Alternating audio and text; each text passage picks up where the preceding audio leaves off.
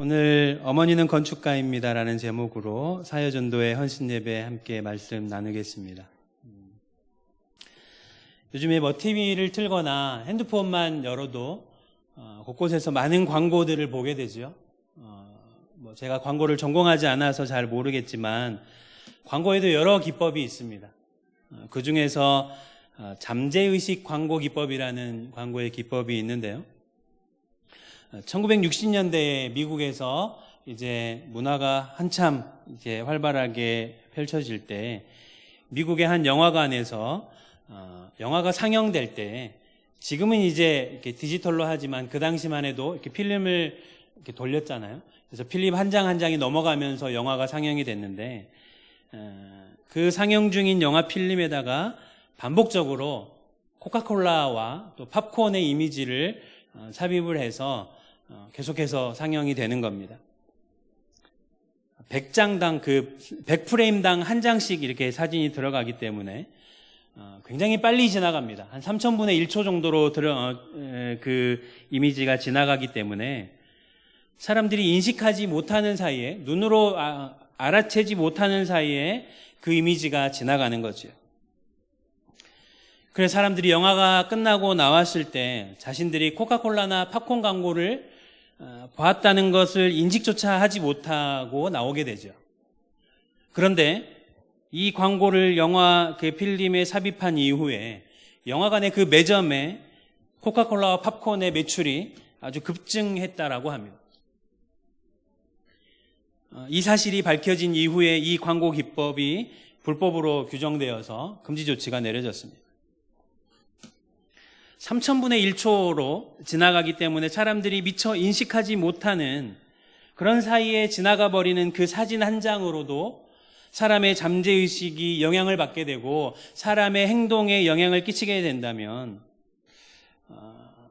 우리가 가정에서 매일 함께 먹고 마시고 함께 지내는 가족들의 그 영향력은 말해 무엇하겠습니까? 특히 가족 구성원들 중에서도 모든 가족 구성원과 가장 가깝게 지내는 그 가족 구성원이 있다면 바로 어머니라고 할 수가 있겠지요. 그렇기 때문에 그 어머니의 말 한마디는 사실 엄청난 영향력을 지니고 있습니다. 나도 모르게 순간적으로 툭 튀어나오는 그 말 한마디가 우리 자녀들에게 나비 효과를 일으켜서 엄청난 영향력을 미친다는 것이죠. 제가 신대원에서 공부할 때 이제 목회상담학을 공부하는데 그때 교수님이 숙제로 내주었던 책이 한 권 있습니다. 제목이 미안하다고 말하기가 그렇게 어려웠나요? 라는 제목의 책이었습니다. 이 책은 2000년 5월에 우리나라에서 실제로 일어났던 그 사건을 토대로 해서 쓰여진 책이었습니다. 여기에 등장하는 사람의 이름은 이은석이라는 이름의 학생이었는데 이 아이는 연세대에 다니는 아주 수재에 속하는 아이였습니다. 그런데 은석이가 어느 날 여러 가지 고민 때문에 뜬 눈으로 밤을 지새다가 부모님이 주무시고 계시는 그 새벽에 망치를 들고 가서 그 망치로 부모를 살해하고 부모를 토막내어서 서울대공원 쓰레기통에 버리고 또 서울 시내 곳곳에 부모님의 시체를 유기했습니다. 저는 이 사건을 기사로 접해보지 못했지만 아마 이 당시에 2000년도에 온 세상을 떠들썩하게 했기 때문에 아마 혹시 기억하시는 분이 계실지도 모르겠습니다. 우리나라 최초의 친부모 토막 살인 사건으로 기록이 되어 있습니다. 이 은석이가 이제 버렸던 그 부모님의 시체 토막을 서울대공원의 쓰레기 청소부가 그걸 발견하게 돼서 신고해서 이제 수사한 끝에 은석이가 잡히게 되었습니다. 단지 하나의 살인 사건으로 끝나는 것이 아니라 이 사건을 접한 그 연세대학교 심리학과의 이훈구 교수라는 분이 이 사건을 눈여겨보다가 은석이를 상담을 하기로 합니다. 그래서 교도소에 은석이를 만나기 위해서 갔는데 이 교수님이 처음에 은석이를 보자마자 깜짝 놀랐다고 그래요.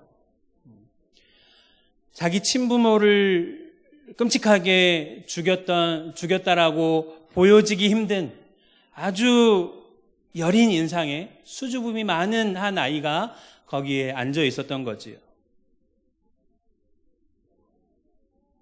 도저히 그런 끔찍한 살인을 저지른 사람이라고는 믿을 수 없을 만큼 여린 아이였던 것입니다. 그런데 상담을 하다 보니까 계속해서 이제 이 교수님이 이 아이를 파악하기 위해서 계속해서 대화를 해가는 중에 이 아이가 자신을 어떻게 인식하고 있는지가 계속 드러나는데, 자기가 연세대를 나왔고 그리고 아주 나름 괜찮은 가정 환경에서 자랐음에도 불구하고 끊임없이 자기 자신에 대해서 뭐라고 이야기하냐면, 나는 쓰레기 같은 놈입니다. 나는 세상에 쓸모없는 놈입니다. 나는 인생의 패배자 같은 사람입니다. 라고 계속해서 자기 자신을 표현하는 거예요. 부모님을 살해했기 때문에 그런 것이 아니라 그 전부터 이미 이 아이의 자아상은 그렇게 형성되어 왔던 것이죠. 왜 은석이가 이런 부정적인 자아상을 갖게 되었을까요?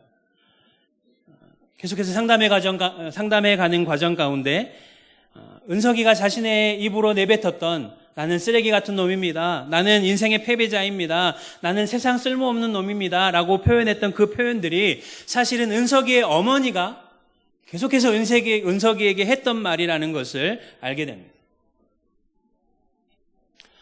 어머니가 은석이에게 계속적으로 했던 그 말대로 은석이는 자신의 자아상을 형성해 가고 있었던 거죠. 뿐만 아니라 어렸을 때부터 어머니로부터 아주 심각한 학대와 폭력에 시달려 왔습니다. 그러나 은석이는 지금까지 그것이 엄마의 사랑인 줄 알았고 엄마의 관심인지 알았다는 것이죠.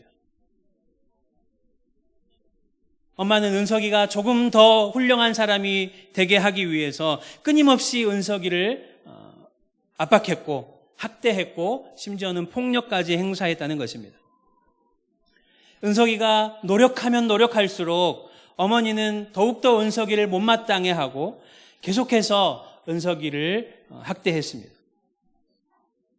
그리고 그 어머니의 영향력이 마침내 은석이의 삶 전체를 지배해버려서 학교도 다니고 교회도 다녔지만 인간관계에 아주 심각한 어려움을 겪으면서 살아가게 되었다는 거죠.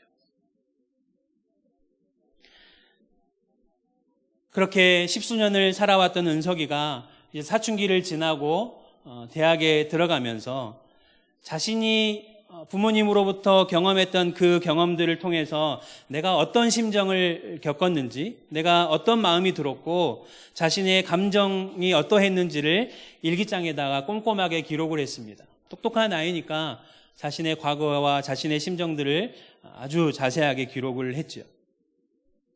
그리고 어느 날 그 어머니에게 그 일기장을 들고 갔습니다. 어머니가 지금까지 나에게 했던 삶들을 내가 기억을 더듬어서 기록했습니다. 어머니 한번 읽어보시고 제발 저에게 미안하다고 말 한마디만 해주십시오. 그렇게 말했습니다. 그러나 은석이는 끝까지 어머니로부터 미안하다는 그 말 한마디를 듣지 못했습니다. 그리고 마침내 2000년 5월에 은석이는 이와 같은 끔찍한 범죄를 저지르고 만 것이죠. 그리고 이 사건을 상담했던 이훈구 교수가 그 상담 사례를 책으로 펴내서 미안하다고 말하기가 그렇게 어려웠나요? 라는 제목의 책을 펴냈습니다. 그리고 이 이야기를 접한 많은 사람들이 은석이를 감형시키기 위해서, 구명하기 위해서 구명운동을 벌이기도 했다라고 하죠.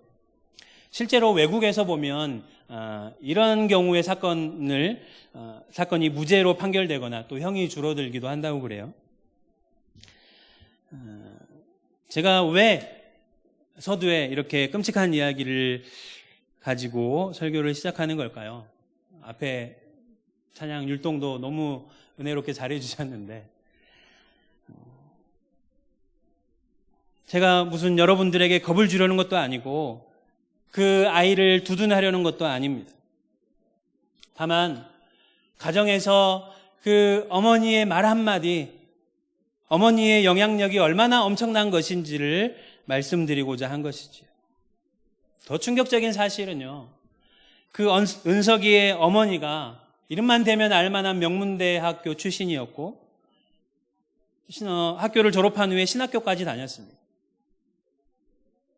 그리고 누가 봐도 열심히라고 할 만큼 교회에서 봉사도 열심히 했고 겉으로 보기에는 아주 신실해 보이는 기독교 신자였다는 거죠. 그러나 그 어머니는 가정에서 그 아이에게 그리고 그 남편에게 아주 좋지 못한 영향력을 미치는 어머니였다는 거죠. 물론 이 책을 보면 아버지의 영향력, 아버지가 끼친 좋지 않은 영향력에 대해서도 이야기하고 있고, 그리고 이제 이 아이가 게임에 중독되고 아주 좋지 못한 그런 미디어의 영향을 받았다라고도 기록하고 있지만 가장 핵심적인 초점을 바로 어머니에게 맞추고 있더라는 것입니다. 이 이야기가 너무 좀 극단적인 예인 것 같지만 가정에서 어머니와 아버지, 특히 어머니의 영향력이 실로 엄청난 것이라는 것을 잘 보여주고 있습니다. 엄마의 뱃속에서 10달을 보내게 되고 그리고 태어나서도 인생의 그 초기의 대부분은 엄마의 절대적인 영향력 아래에 살아가고 있기 때문이죠.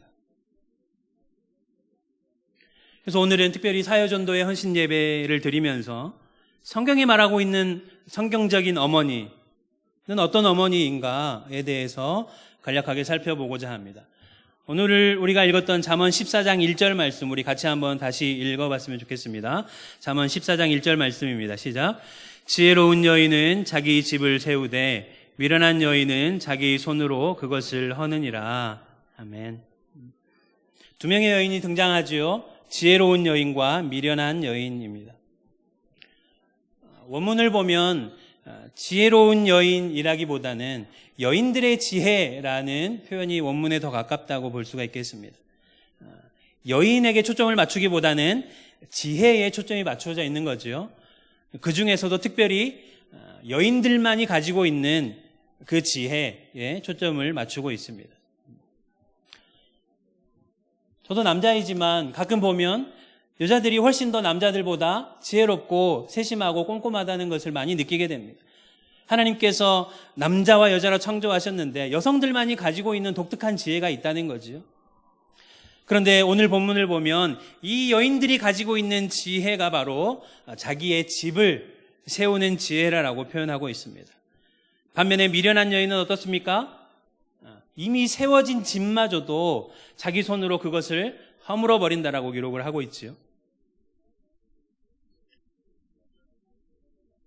성경을 보면 지혜는 어디로부터 말미암는다라고 말씀하고 있습니까? 하나님께로부터 말미암는다라고 이야기하고 있죠. 우리 잠언 9장 11절 말씀 같이 한번 읽어보겠습니다. 잠언 11장 9절 말씀입니다. 시작. 여호와를 경외하는 것이 지혜의 근본이요 거룩하신 자를 아는 것이 명철이니라. 아멘. 우리가 너무나도 잘 아는 말씀이죠. 지혜의 근본이 어디에 있다라고 말씀하고 있습니까? 여호와를 경외함으로부터 지혜가 나온다는 것이죠.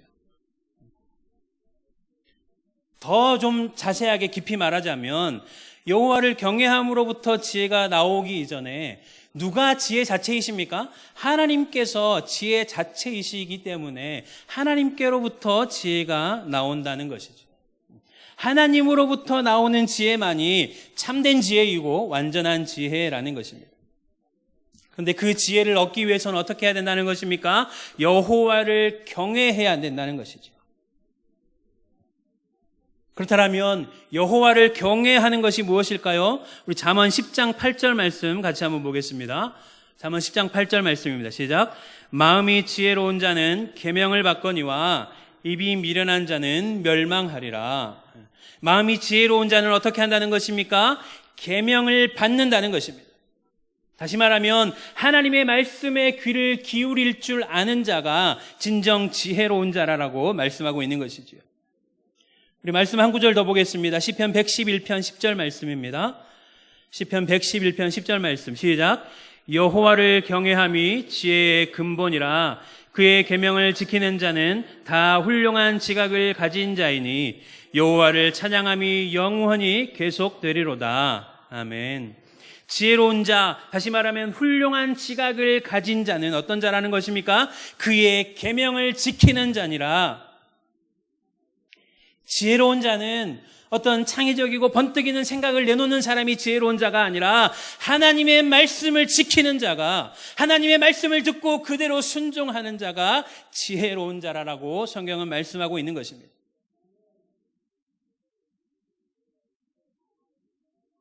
특별히 지혜로운 어머니가 되기 위해서는 어떻게 해야 합니까? 늘 말씀을 가까이 해야 하는 것입니다. 할 수만 있다면 내가 말씀을 공부해서 자녀들에게 말씀을 가르치는 그런 어머니가 되었으면 좋겠습니다. 우리나라 어머니들의 교육열 하면 세계에서도 알아주는 그런 수준의 교육열을 가지고 있죠. 심리학적으로 보면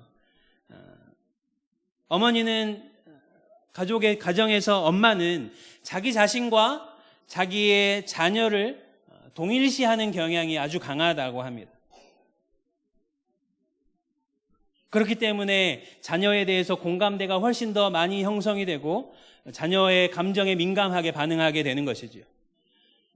이것을 긍정적으로 말한다면 자녀를 자기 자신처럼 자기의 몸과 같이 사랑한다는 것입니다. 그러나 이것이 부정적으로 나타날 때는 어떻게 됩니까? 자기와 자기의 자녀를 동일시하기 때문에 내가 젊었을 때 이루지 못한 꿈, 내가 이루지 못한 그 욕망을 누구에게 투영시키게 될까요? 자녀에게 자꾸만 투영시키게 되는 것입니다. 그래서 내가 못다 이룬 꿈을 자녀들을 통해서 이루고자 하는 경향이 강하게 나타나게 되는 것이지요. 그래서 나의 자녀를 통해서 이루고자 하는 것이 내 아이가 원하는 것이 무엇인지, 하나님께서 이 아이에게 원하시는 것이 무엇인지에 대해서 관심은 없고 그냥 내가 가진 욕망을 이 아이를 통해서 이루어 보려고 하는 그런 경향들이 부정적으로 나타나는 경우가 있다는 것입니다. 그렇기 때문에 신앙의 어머니들이 하나님 앞에서 우리의 자녀들에 대해서 성경적으로 올바른 관점을 세우는 것이 중요하다는 것이죠. 내가 낳고 내가 돈 벌어서 키우고 내가 밥 먹이고 했기 때문에 내 마음대로 내 욕심대로 키우는 것이 아니라 이 아이가 누구에게서부터 주어졌다는 것을 알아야 된다는 것입니까? 하나님께서 나에게 이 아이를 주셨고 하나님께서 이 아이를 나에게 맡겨주셨다는 사실을 기억해야 한다는 것입니다. 하나님이 주신 아이이기 때문에 하나님 앞에서 하나님이 기뻐하시는 모습으로 하나님의 뜻대로 키워내야 할 책임이 그 부모에게 있는 것입니다. 단순히 그냥 생물학적인 과정에 의해서 자녀가 태어난 것이 아니라 특별히 하나님께서 부모에게 이 자녀를 맡겨주신 것이죠. 성경적인 표현으로 표현하자면 내가 이 자녀에 대해서 하나님 앞에서 청지기의 역할을 감당해야 한다는 것입니다. 청지기는 자기가 가지고 있는 그 재산을 자기의 소유라고 주장하지 못합니다. 주인이 자기에게 맡겨주신 것이기 때문에 내 마음대로 이 재산을 행사하지 못하는 것입니다. 나에게 이 재산을 맡겨주신 주인의 뜻대로 재산을 행사하는 것이 청지기의 역할인 것이죠. 그렇기 때문에 성경은 부모가 자녀를 어떻게 양육해야 한다라고 말씀하고 있습니까? 에베소서 6장 4절 말씀 한번 보겠습니다. 에베소서 6장 4절 말씀 같이 읽겠습니다. 시작. 또 아비들아 너희 자녀를 노엽게 하지 말고 오직 주의 교훈과 훈계로 양육하라. 아멘. 하나님의 뜻대로 자녀를 양육한다는 것은 무엇을 의미하는 것입니까? 하나님의 말씀으로 훈계하고 양육해야 한다는 것입니다. 쉽게 말하면 자녀들에게 성경을 가르치라는 것입니다. 우리의 자녀들에게 성경을 가르치려면 어떻게 해야 하는 것일까요? 많은 경우에요,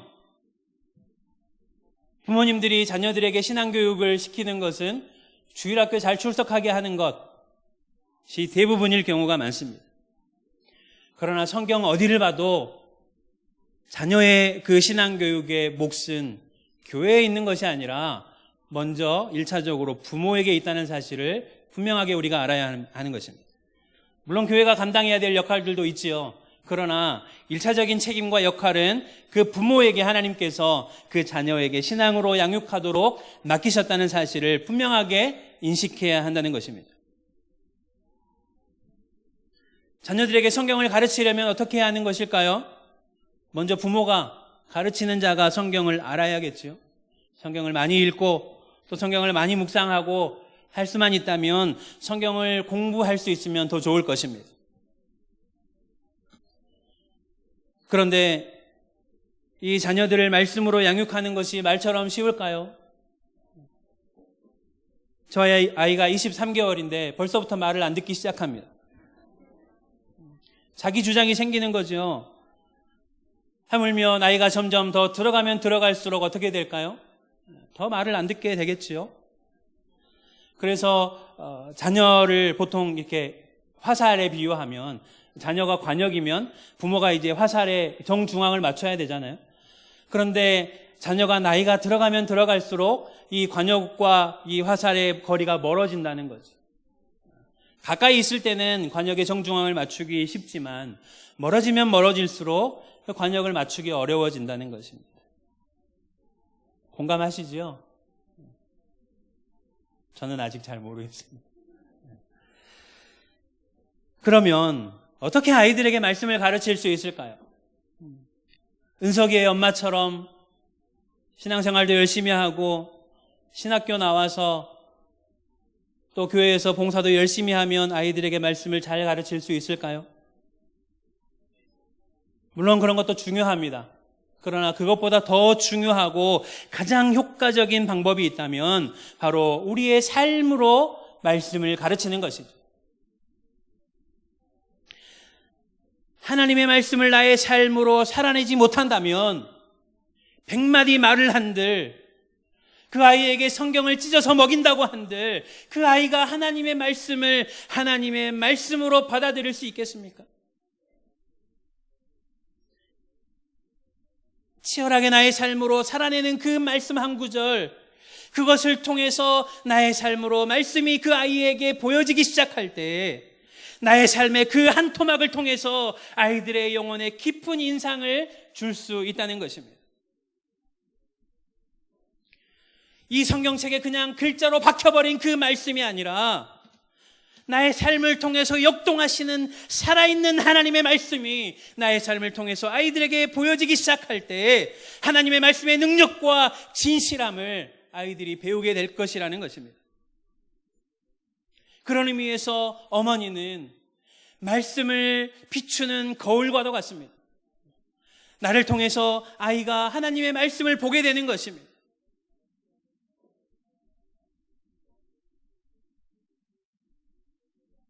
그리고 그렇게 살아가는 우리 부모님들의 모습을 통해서 아이들이 마침내 하나님을 보게 되는 것입니다.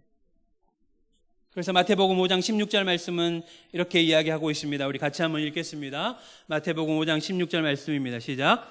이같이 너희 빛을 사람 앞에 비치게 하여 그들로 너희 착한 행실을 보고 하늘에 계신 너희 아버지께 영광을 돌리게 하라. 아멘. 빛은 나에게서부터 발설되지 않습니다. 태양은 태양 자체로부터 빛을 발하지만 달은 어떻습니까? 태양으로부터 빛을 받지 않으면 결코 빛을 발하지 못하는 것이 달입니다. 그리스도인들의 삶은 마치 이 달과 같습니다. 내 스스로 빛을 발할 수 없기 때문에 누구로부터 끊임없이 빛을 공급받아서 발해야 하는 것입니까? 예수 그리스도로부터 그 영광스러운 빛을 끊임없이 받아야만 나의 빛을 사람 앞에 비출 수 있는 것입니다. 예를 들어보죠. 우리 아이의 반에서 이제 시험을 치게 됐는데 내 아이가 말고 다른 아이가 시험을 보다가 컨닝을 해서 내 아이보다 높은 점수를 받았습니다. 그러면 여러분 어떻게 하시겠습니까? 다른 아이가 컨닝을 해서 내 아이보다 높은 점수를 받았습니다. 가만히 계시겠습니까? 쫓아가야죠. 쫓아가서 따져야죠. 반대로 한번 생각해 볼까요? 내 아이가 시험을 보다가 다 잘 봤는데, 다 맞았는데, 단 한 문제, 정말 알쏭달쏭한 그 한 문제, 그거를 맞추기 위해서 컨닝을 했습니다. 그래서 100점을 맞았습니다. 여러분 어떻게 하시겠습니까? 입장이 달라지죠?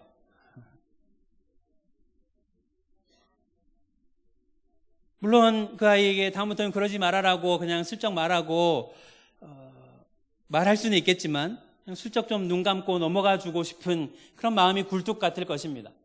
뭐 한 번 컨닝한 건데.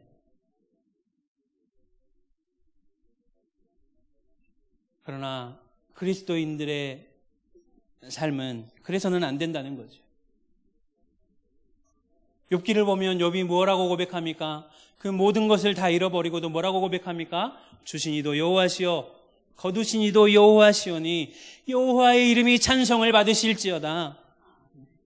우리가 많은 것을 누린다고 하여서 그것으로 하나님의 영광이 되는 것이 아니요, 내가 모든 것을 다 잃어버렸다 할지라도, 설령 내 삶의 모든 것을 잃어버리고 손해본다 할지라도 정직하게 살아가는 것이, 하나님 앞에서 떳떳하게 살아가는 것이 하나님의 영광을 위한 삶이라고 욥은 고백하고 있는 것입니다. 내가 모든 것을 다 잃어버린다 할지라도 하나님의 이름을 붙들기 위해서, 하나님의 뜻대로 살아가기 위해서, 설령 내가 좀 손해를 본다고 할지라도 하나님을 배반하지 않는 그런 정결하고 거룩한 삶을 살아갈 때에 비로소 우리의 자녀들도 우리의 모습을 통해서 하나님을 알아가게 될 것이라는 것입니다. 그런데 아무리 우리가 그렇게 말씀으로 신실하게 살아간다고 해도 자녀 교육이라는 게 쉽지 않은 것 같습니다. 그래서 옛말에 농사 중에 자식 농사가 제일 어렵다는 말이 있죠.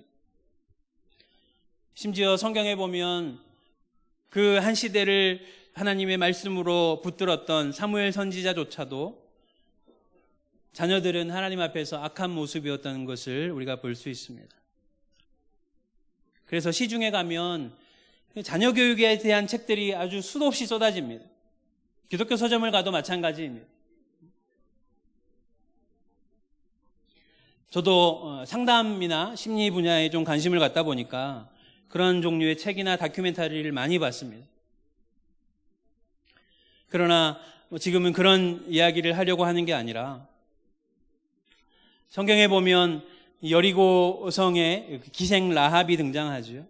기생 라합은 어떤 사람이었습니까? 비록 이방인이었지만 하나님을 두려워하여 이스라엘을 돕고 그것 때문에 하나님의 은혜를 입었던 사람입니다.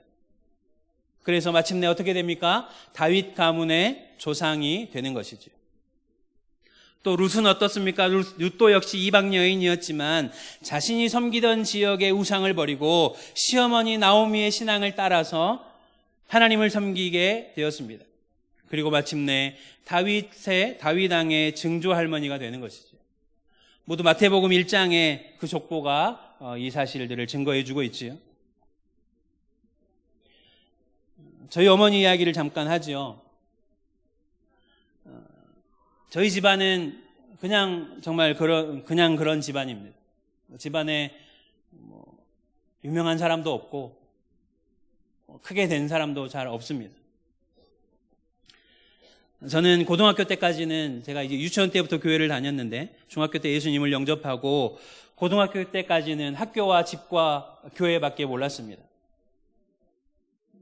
그러다가 대학교에 들어가서 방황을 좀 하게 되었는데, 그때 이제 술도 마시고 외박도 좀 하고 제가 하고 싶은 거 다 하고 살았습니다. 그래서 밤새 술을 마시고 진탕 취해서 술 냄새를 풍기며 집으로 돌아가서 한 새벽 2시, 3시쯤에 잠들었던 경우가 많습니다. 심지어는 새벽 4시, 5시, 6시에 집에 들어갔던 적도 있습니다. 그런데 제가 그렇게 술에 취해서 새벽에 들어와서 자리에 누우면 잠시 후에 어머니가 일어나셔서 새벽 예배를 나가시거나 아니면 좀 늦게 들어가는 경우에는 어머니가 새벽 예배를 마치고 돌아오시는 경우가 많았습니다. 저는 조용히 들어갔기 때문에 어머니가 그 사실을 모를 거라고 생각했지만 모를 수가 있겠습니까? 술을 안 마시는 집안에 그렇게 술 냄새가 풍기는데 어떻게 모르겠습니까? 언젠가 어머니께서 허리가 심하게 안 좋으셔서 몇 개월 동안 거의 1년 가까이 침을 맞으러 다니실 때가 있었습니다. 그래서 자칫 잘못하면 걷지 못하게 될 수도 있다라고 병원에서 말했지만 그런 상황에서도 새벽 예배를 멈추지 않으셨습니다. 그리고 제가 신대원을 준비한다라고 어머니께 말씀드렸을 때부터 어머니는 하루도 빠짐없이 새벽 3시에 일어나서 저를 위해서 기도하러 나가셨습니다. 어머니가 그냥 집에서 가사 일만 돌보시는 게 아니라 맞벌이를 하셨기 때문에 하루 종일 밖에 나가서 장사를 하시고 또 집에 들어와서 살림을 하시고 집에 장사를 마치고 집에 돌아오면 9시, 10시가 되었는데 11시 넘어서 주무시고 또 그때 일어나셔서 새벽에 3시에 기도하러 늘 다니셨습니다. 제가 목사 안수를 받고 사역을 시작하고 또 사역을 하고 있는 지금도 어머니는 변함없이 새벽 4시면 일어나서 기도하러 가십니다.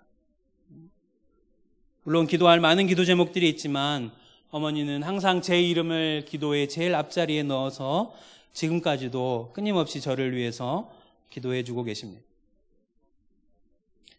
제가 저 자신을 좀 아는데요.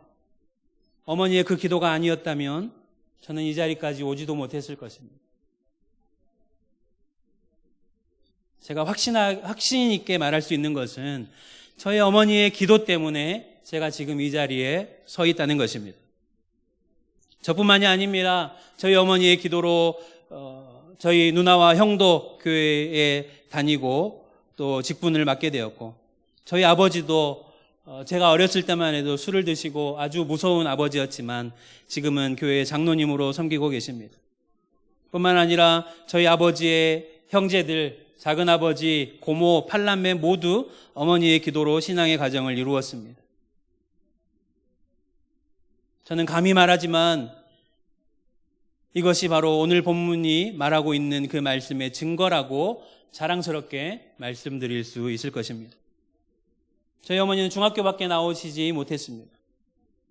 그러나 오늘 성경에 말하고 있는 집을 세울 만큼 지혜로운 여인이라고 분명하게 말씀드릴 수 있는 것입니다.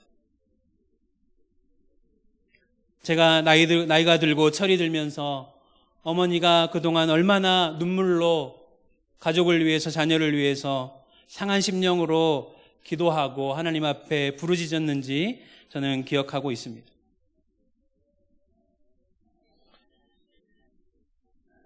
대한민국의 어머니들이라면 누구나 다 공통적인 목표를 가지고 있겠지요. 자녀들이 좋은 대학을 가고 또 좋은 직장에 취직하고 좋은 데 시집 장가가고 그러나 좋은 대학에 보냈다고 끝이 아니지요. 좋은 가정을 이루었다고 해서 끝이 아니지요. 비록 자녀가 내 품을 떠났을지라도 내 품을 떠난 그 아이를, 그 자녀를 나의 기도의 품에 안고 끝까지 기도하시는 신앙의 어머니가 되시기를 바랍니다. 특별히 자녀들의 그 앞길을 위해서도 기도하지만 자녀들의 신앙을 위해서 여러분들 끝까지 기도하셔야 합니다.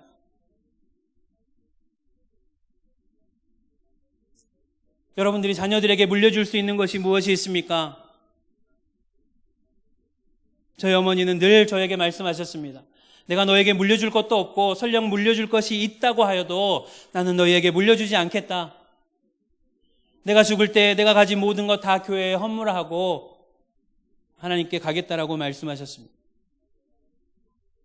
그래서 저는 기대도 하지 않습니다. 그러나 제가 어머니께로부터 물려받은 가장 귀하고 가장 값진 유산이 있다면 그것은 신앙의 유산인 것입니다. 내가 가진 것이 없어도, 내가 물려줄 것은 없다 하여도 내가 만난 하나님, 내 삶을 붙드신 그 하나님, 그 귀한 신앙의 유산만은 우리 자녀들에게 반드시 물려줘야 하지 않겠습니까? 에베소 교회의 젊은 목회자였던 디모데에게는 어머니 유니게와 또 외할머니 로이스의 신앙의 유산이 있었습니다. 성경은 아주 짧게 기록하고 있지만, 성경에 기록되어 있지는 않지만, 디모데의 어머니 유니게가 아들을 위해서 정말 눈물로 쉼없이 기도했으리라는 사실을 저는 확신합니다.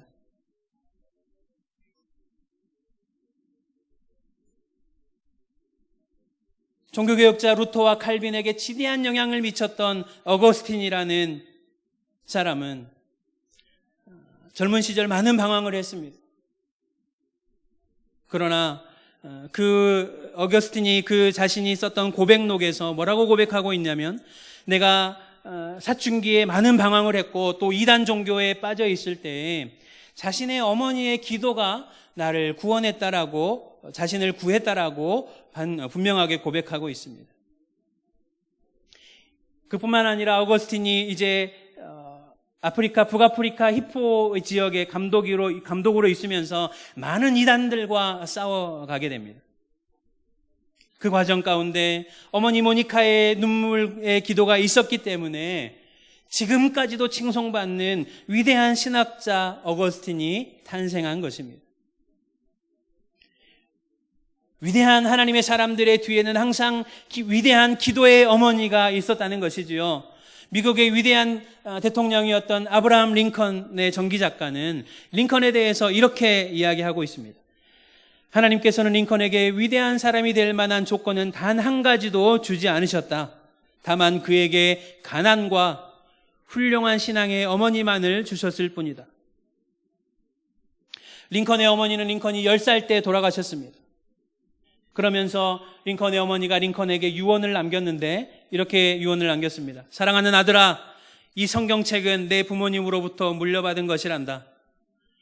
내가 여러 번 읽어서 많이 낡았지만 이 성경책은 우리 집안의 값진 보물이란다. 나는 너에게 1000에이커의 땅을 물려주는 것보다 이 한 권의 성경책을 물려주는 것을 진심으로 기쁘게 생각한다. 아들아, 너는 성경을 부지런히 읽고 성경 말씀대로 하나님을 사랑하고 이웃을 사랑하는 사람이 되어다오. 이것이 나의 마지막 부탁이란다. 이렇게 마지막 유언을 남기고 링컨이 10살 때 어머니는 세상을 떠나게 됩니다. 그러나 훗날 링컨은 자신의 어머니에 대해서 회상하면서 이렇게 이야기합니다. 내가 아직 어려서 글을 읽지 못할 때부터 어머니께서는 날마다 저에게 성경을 읽어주셨고 나를 위해 기도하는 일을 쉬지 않으셨습니다. 통나무집에서 읽어주시던 성경 말씀과 기도 소리가 지금도 내 마음을 울리고 있습니다. 나의 오늘, 나의 희망, 나의 모든 것은 천사와 같은 나의 어머니에게서 물려받은 것입니다. 비록 10년이라는 그 짧은 시간 어머니의 신앙의 그 모습을 물려받았지만 그 이후로부터 그 어머니의 영향력은 링컨의 삶을 지배하게 됩니다. 그리고 우리가 잘 알다시피 남북전쟁으로부터 미국을 구하고 노예제도를 폐지시키는 등의 미국 역사상 가장 위대한 대통령으로 지금까지도 존경받고 있다는 것이지요.